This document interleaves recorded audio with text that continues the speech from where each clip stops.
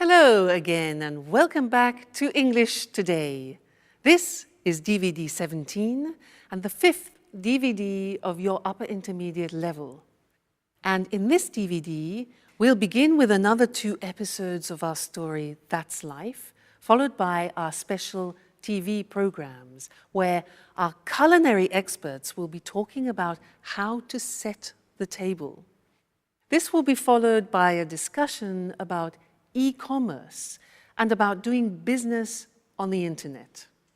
Then, in the grammar section, we'll study how to position adjectives in the English sentence and also look at some of the main differences between American and British English, all right? So, enjoy yourselves and enjoy your viewing.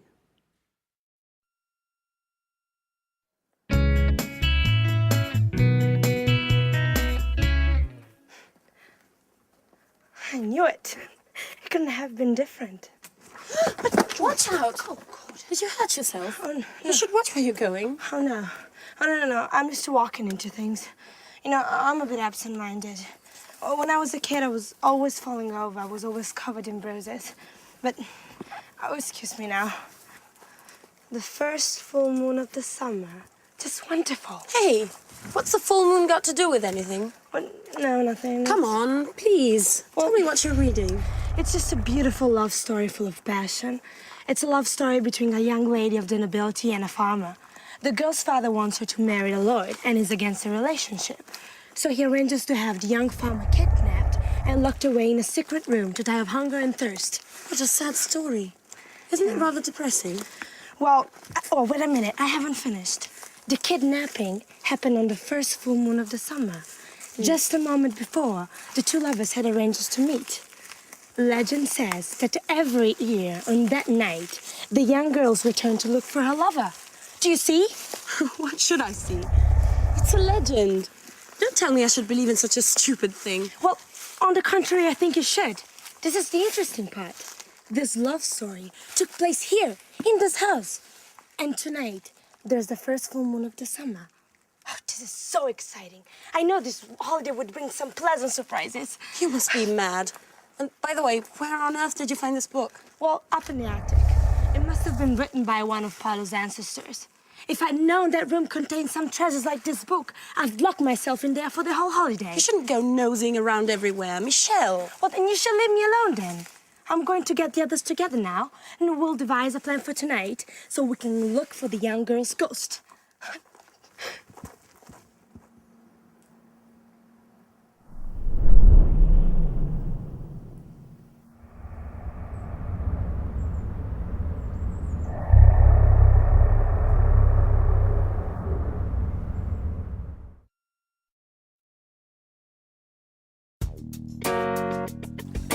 Hey, Sarah! Like a flip?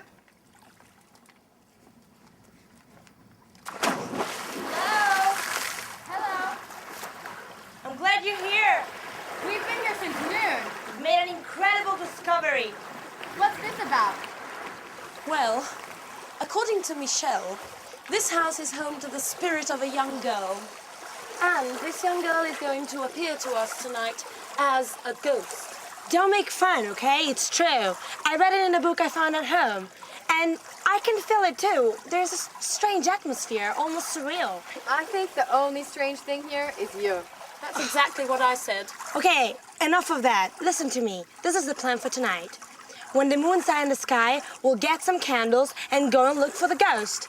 Paolo, didn't you know anything about the story? Well, my grandfather did tell me something about it. When I was a boy, I used to go looking for spirits with my cousins. And didn't you feel frightened? I know, it was a great fun. Sure, everyone knows ghosts don't exist. Oh, you're wrong there. You know, one night, we heard some strange noise. Someone was shouting. Oh, we were so scared. And we ran up to our rooms and my youngest cousin cried for 2 days. He was so terrified. What rubbish. I think you just invented the whole story. Okay, stop arguing. Paolo and I are going to look for the ghost tonight. Sandra, you coming with us? Well, I don't really believe in these things, but if you're both going, well, why not? It'll be a bit of change from the other evenings. And By the way, I'm quite curious to find out whether this ghost really exists or not. Sarah, are you coming with us? Oh no, I don't believe in spirits, and I don't do such stupid things. I'll just stay in my room and read. Oh, come on, Sarah. Don't be the usual spoil sport. Come with us. You'll see it'll be fun. Don't insist. I said no. That damn pub. She wouldn't be like this if it hadn't burned down. I know, you're right. Let's try not to let our problems get us down. Sandra, can you call Mike and Anne? And we'll tell them what's the plan for tonight. Okay. Ghost hunting under a full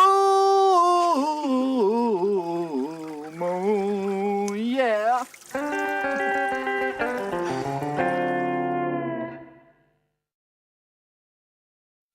Hi everyone, and welcome back for another lesson. Now, as you've been watching our story, That's Life, you've probably noticed that there are different Englishes, different accents, like British English, American English, Australian English. Yeah, now you can often notice that from the accent. But we don't only notice the difference from the accent. There are also differences in vocabulary. And this is something that I want to look at with you now, especially between British English and American English. So we'll look at the screen and you can see the words written, because British English and American English, when I meet, for example, an American person, I usually don't have any problems understanding. But occasionally, let me tell you this story. An American said to me once, he said, hey, do you have a moose? And I didn't know what to answer. He said, do you have a moose? Now, in the English language, a moose is either the dessert that you eat at the end of a meal, like chocolate mousse, or it's the animal with antlers that you see in Canada. So none of those things were appropriate for the situation that we were in. So I had to say, sorry, what do you mean by moose? And for him, the moose was a mattress. You know, part of the bed that you sleep on, a moose was a mattress. So I was just flabbergasted. I could never have guessed that a moose was a mattress.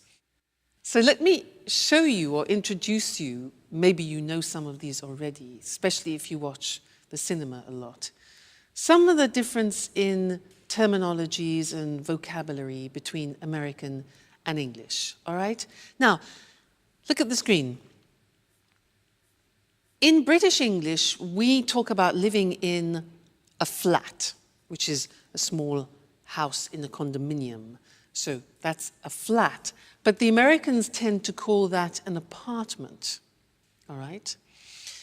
Then we in England have gardens, which are often attached to our houses or our flats. But in America, they call that a yard, all right? A yard. So in my backyard, you often hear. Then when you have rubbish, in England, we put the rubbish in a rubbish bin. But in America, rubbish is garbage. So they put their rubbish in a garbage can. So rubbish bin, garbage can. If I say in British English, I'm going to town, the Americans will say, I'm going downtown. I'm going downtown. In England, walking along the streets, the part beside the street itself, beside the road, is called a pavement. But in America, that is called a sidewalk. Pavement, sidewalk. We put our cars in a car park, but in America, they call a car park a parking lot. Okay, parking lot. We in Britain, we drive on motorways, whereas in America, you will hear the word freeway or highway or even superhighway. All right, so motorway in Britain, freeway, highway in America. Then when all the roads come together, we call that in English a junction. But the Americans call it an intersection. Junction, intersection. When we are traveling in our cars, we go and we buy petrol. The Americans buy gas or gasoline. For us, gas is a liquid air. So, gas, gasoline, in British English is petrol, okay? Then, in England, we go to the cinema. In America, they prefer often to use movies, go to the movies. Then, for example, if you go to a theater and you want to go to the wardrobe, for example, and leave your coats, etc., very often in America, that is called the closet. So, wardrobe, closet. Then, if you're in a restaurant, to begin with, we in England have a starter. The Americans have an appetizer. And this is very interesting. When you take potatoes and you fry them, and for example, you have it with steak, in English, those are called chips. The Americans use French fries. Now, in English, when you have a bag, for example, at a party, if you're having an aperitif, we often have nuts and what we call crisps. Now, crisps are very thin pieces of potato chopped up very finely and then cooked, usually in hot oil, and put in plastic bags. Now, we call those crisps, but the Americans call them potato chips. So it's very confusing. For us, chips is what you have with steak, and the crisps are the things that you have in the bag, all right? And one more thing, in Britain we talk about summer, winter, spring and autumn, but often in American English you will hear autumn referred to as fall. So those are just a few examples of the difference between British English and American English.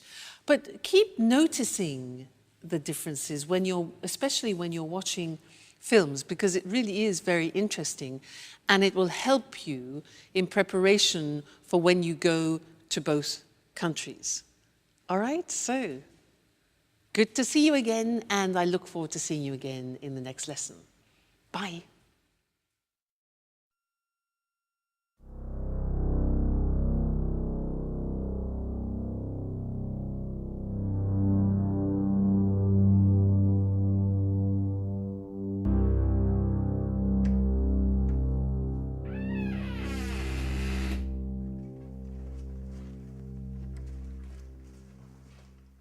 So, this is the abandoned wing?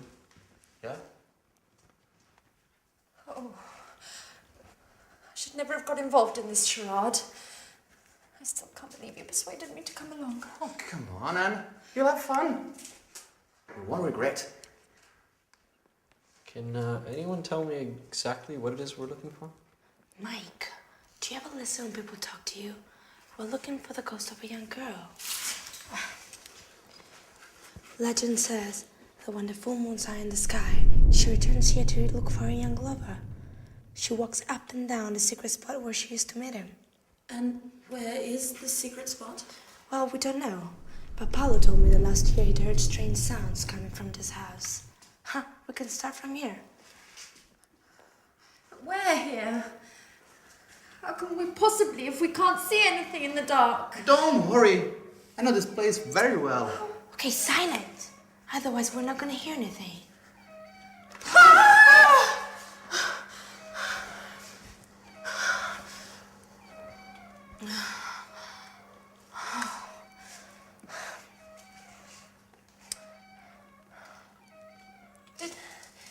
Did anyone ask Sarah if she wanted to come along with us. Of course we did. She isn't interested. She doesn't believe in ghosts! Well, you know, you still should have insisted. It's not nice to leave her all by herself at night. Okay, can we please start searching again?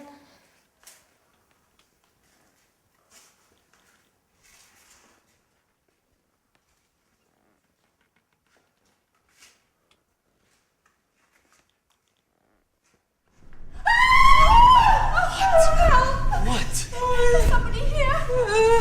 Somebody I don't see anything. Are you sure? touched me on my shoulder. Yes, I'm sure.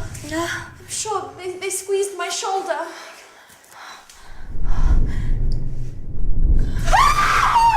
It's me! What an idiot, Paolo! Paolo. Okay, now that we've solved that mystery, silence everyone, and let's continue. Well, to be honest, this place is kinda Creepy? creepy, yeah?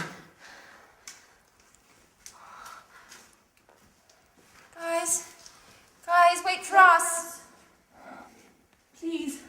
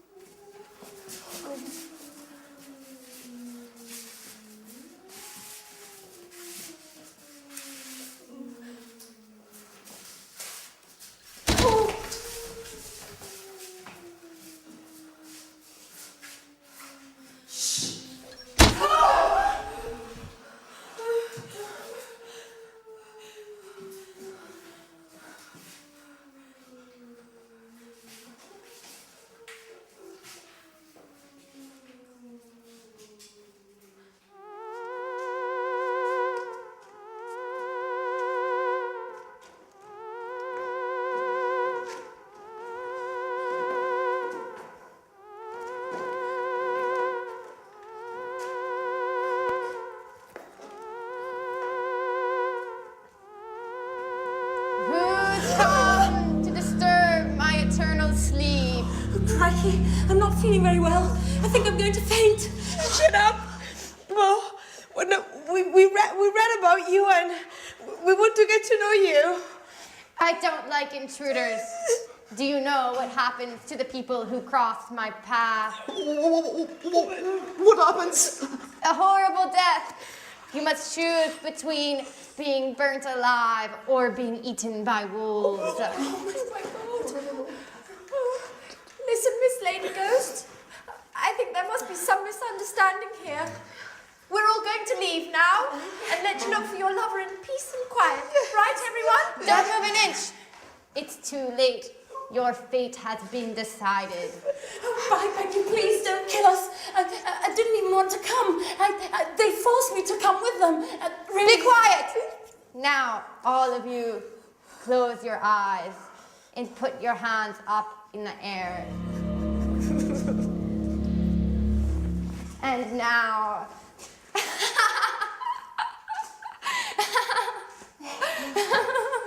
Sarah! So you were the ghost?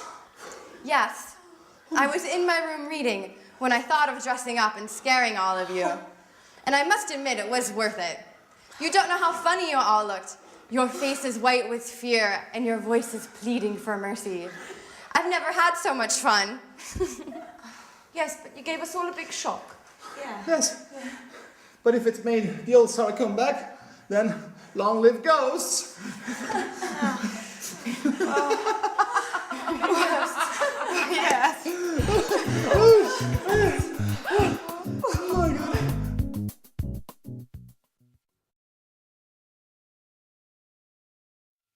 Do you believe in ghosts?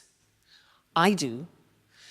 You know, once when I was teaching in England, I was in a mansion, a beautiful old house in the country. And they told me that every day in one of the rooms in a mansion, there was a breeze which passed through the room every afternoon at 4 o'clock. And they said it was a friendly ghost. a she, a woman, who haunted the house every day she passed through the room at 4 o'clock on the dot. I believe in ghosts.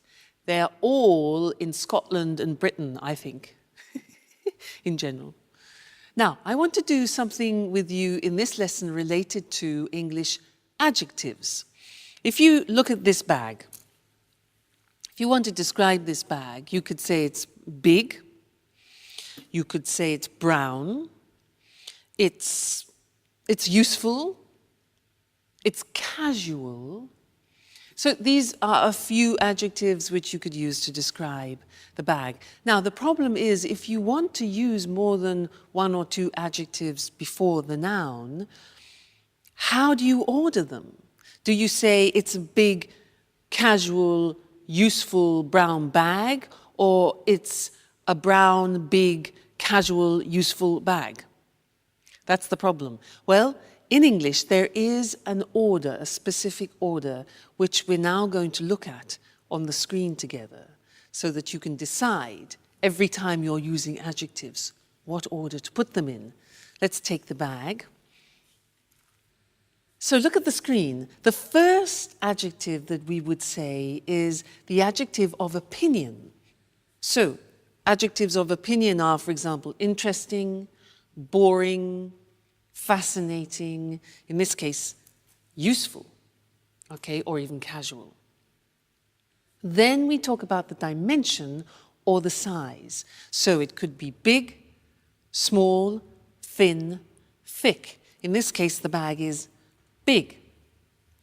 After we talk about the age, is it new, is it modern, is it ancient, is it old? And I think we could say about this that it's a new, more or less, a new bag. So far we have a useful, big, new bag. Then we talk about the shape. This bag is square. It could be oval. It could be round. So we've got shape. Then we talk about the color. For example, pink, blue, light green, brown. After that, the origin. Is it French, English, American, Italian? Okay. And then the material it's made of. If it's wooden, plastic, woolen, cotton in this case. So, if we want to describe this bag using all those adjectives, it would become this. Its opinion. A casual, big, new, follow the screen, new, square, brown, Italian cotton bag. Okay? Now, we don't usually put 8 or 9 adjectives before the noun, but if you do want to use 3 or 4, then that's the order which you follow. And remember that in English, all adjectives go before the noun, not after, because in some languages you can put adjectives before the noun and adjectives after the noun. However, in English, the rule is adjectives always before the noun. Okay? Great. So that's the lesson about adjectives, and I'll see you very soon. Bye. Welcome to Cooking Today. Hi, Lisa. Good to see you. Good to see you again, Nancy. Lisa, tell us what you're going to talk about this time. I've chosen a letter in particular. I've received so many. Here we are. It comes from Lynn. Dear Lisa, you're the person I most admire in my life. Please help me. My husband has decided to invite his boss and wife for dinner, and I've no idea how to arrange a formal table setting. Husbands can be so insensitive. Well, dear Lynn, you don't need bone china, silverware or crystal to set an attractive table. Where does one begin? I'd start with the table covering. The ideal tablecloth for a formal dinner is a damask one, or a cloth with delicate embroidery. Can it be placed over a bare table? You'd better place a protective padded cloth underneath. What do you think about placemats? They're acceptable for every occasion except formal dinners. And table runners, aren't they pretty? They are, and very trendy nowadays since they come in a wide range of colours. Now, tell us about napkins. They're usually sold as a coordinated set with tablecloths. She's not supposed to use paper napkins, I suppose. Oh, it's considered a bit crass. You can use paper napkins for picnics. Is a napkin ring necessary? Why not? In the past, each family member would have one, either of wood or engraved silver. Today, they're available in many materials and styles. Now, what about dinnerware? I think that a set of one-coloured dishes would be very smart. Round plain plates, a side plate, and serving dishes are perfect. What about glassware? The best for formal dinners is a long-stemmed goblet of medium height. Lynn will need a wine glass, a water glass, and a flute for champagne. And cutlery. How do you arrange forks and knives? Forks are placed to the left of the plate. Spoons and knives to the right, with the blade facing the plate. At the top of the plate, you place dessert forks and spoons. Of course, carving forks and knives are necessary when serving roasts. I see. How do you feel about centerpieces? Well, a basket filled with fresh flowers would smarten the plainest of tables. You can also use candles. It's a real work of art. Yes, and a pretty setting makes food taste better.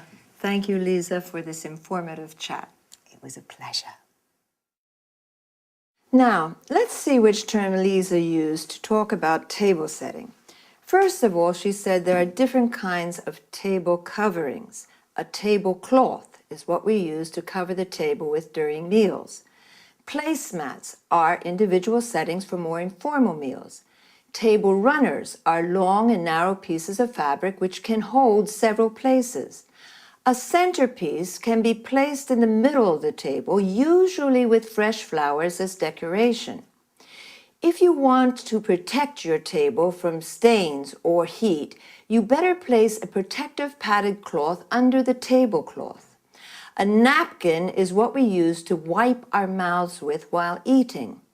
Today, paper napkins are rather convenient, but don't use them when Lisa is invited. A napkin ring is a ring of different materials, fabric, wood, silver, which allows people to identify their personal napkin during family meals. Now, let's go to dinnerware or dinner service, also called crockery. All plates, side plates, or serving dishes used for meals. Glassware refers to glasses that can be wine glasses, water glasses, or flutes used to drink champagne. A stemmed goblet is a tall glass with a stem used in formal dinners. Cutlery, commonly referred to as silverware, refers to forks and spoons and knives. Serving forks and spoons are used to serve food from the serving dish. That's all for this time. See you again next week. It's the new frontier of retailing. It's revolutionized the way we do business, and it brings in customers from all over the world. Of course, I'm talking about e-commerce. I'm Eric Brown, and this is Let's Talk, the discussion program with our commentators, Tom and Marie. Good evening, everyone. Good evening. Well, what are your thoughts on e-commerce? Do you buy things online? Of course I do. I always book low-cost flights, and I also buy DVDs and books on the internet. As most people do, I shop online not only for the convenience, but also to pay the lowest price possible on any given item. I used to visit different websites to shop around for the lowest price, but now that automatic comparison shopping is possible, my browser automatically shows me the prices for the same DVD at different online stores on the web. I can easily compare prices and choose which one to buy. Marie, did you know that you're a typical online shopper? In fact, 52% of online shoppers buy books, 41% buy leisure and travel items, including holidays and flights, and 40% buy DVDs and CDs. Well, Eric, online shopping is very popular today. In the UK, for example, 48% of people regularly shop on the internet.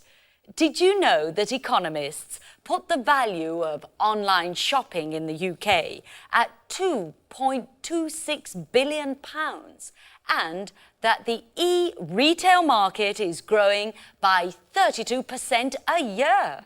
Actually, that doesn't surprise me. E-commerce is having a huge impact on the way we do business. It's increasing markets, improving efficiency and effectiveness, and is transforming business processes. Tom, why are you so quiet? What do you think about e-commerce? Well, to tell you the truth, I'm very skeptical about e-commerce for many reasons. Why exactly are you skeptical? Well, let's start with the issue of security. Credit card details can be stolen, and it's possible to order goods from bogus companies, ones that don't really exist. There are also lots of scams to trick people into handing over their login details for online banking, and then their accounts are emptied. So, according to you, buying things online is risky. Yes. Also, you can't be sure you'll get the goods you ordered, and if there's something wrong with them, who pays for the goods to be returned? You do. Tom, I agree with you, but up to a certain point. There are some problems with e-commerce, but these problems aren't stopping people from spending more and more online. At the same time, e-commerce has many advantages for business people. Could you explain some of these advantages, Marie? Well, it's cheaper for a retailer to set up a website than it is to rent a shop, fit it out, and pay someone to work there. Besides, a website has global reach, so customers can come from all over the world. Okay, an interesting discussion. But I'm afraid, yet again, we've run out of time. Once again, I'd like to thank our commentators. Thank you. Thank you. And goodbye to everyone. And see you again next week for another edition of Let's Talk. The topic today was e-commerce, electronic buying and selling. More specifically, we spoke about e-retailing and online shopping. Retailing is the selling of goods directly to consumers. Consumers are the people who buy goods. Online means with the internet. So, online shopping is buying things on the internet. The e-retail market, that is the selling of goods online, is growing. Well, online shopping has its positive aspects and negative aspects. Marie said you can find the lowest price thanks to automatic comparison shopping. Automatic comparison shopping means your browser, the program you use on the internet, automatically shows you the prices of the same products at different online stores. An online store is a virtual shop on the web. The web is another word for the internet. With this kind of shopping, you don't have to shop around. To shop around means visit different shops to look for the lowest price. It's cheaper for retailers, people who sell goods to consumers, to set up a website than to fit out a shop. To set up a website means to develop a website. Notice how we say to fit out a shop. This means to make a shop ready for use. For example, add shelves, lights, mirrors. Tom, on the other hand, is skeptical about e-commerce. This means he has doubts. He says online shopping is a risk. There are lots of bogus companies. These are companies that don't really exist, and lots of scams. A scam is a trick to steal money from people. Again, we have run out of time. To run out of something means you have finished it. So, goodbye and see you again soon.